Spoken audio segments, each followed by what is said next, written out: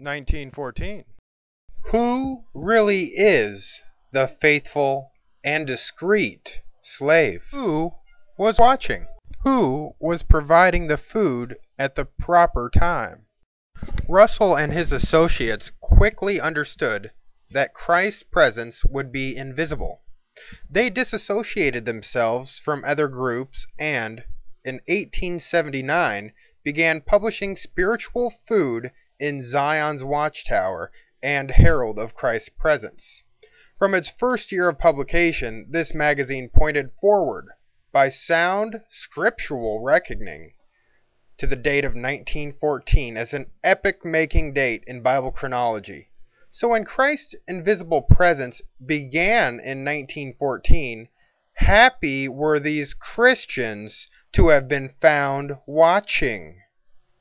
So we have established in 1914 these Christians were found watching. But is this the truth?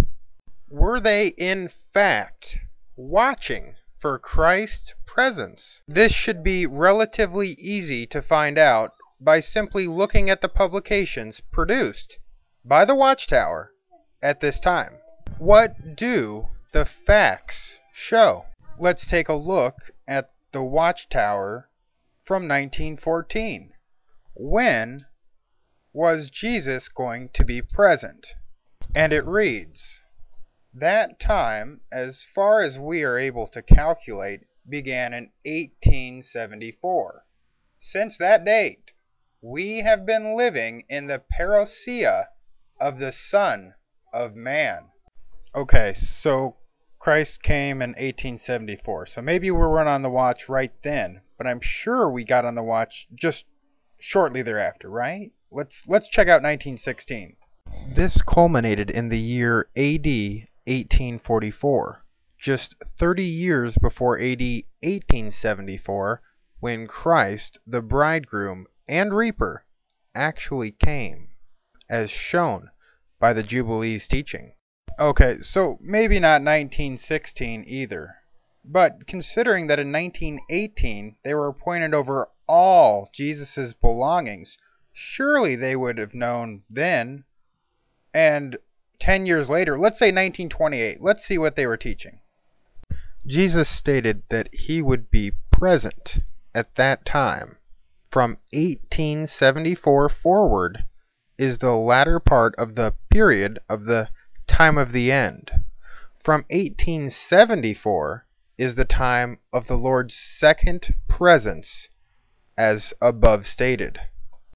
Well, if we still hadn't figured it out by 1928, then when did we figure it out? Looking in the Proclaimer's book on page 133, we see here that it says a clear understanding of biblical chronology was published in 1943 in the book The Truth Shall Make You Free. Well, what does this mean? You know, if we could just get our hands on this publication, things would be much easier. Oh wait, here it is. Huh, looks like here on page 152, it looks like there was just a bit of a miscalculation. They just changed a few things. We better get out the Watchtower library to really figure this one out. Let's go to books. Okay. Next we're gonna go to God's Kingdom Has Approached. Let's try chapter 11. Here is the bridegroom. What do you think we're gonna find in here? Let's take a peek around. I mean, it's probably something we can, figure out of this. I mean, wait, what's this? 1943. In the year 1943, the Watchtower Bible and Tract Society published the book The Truth Shall Make You Free.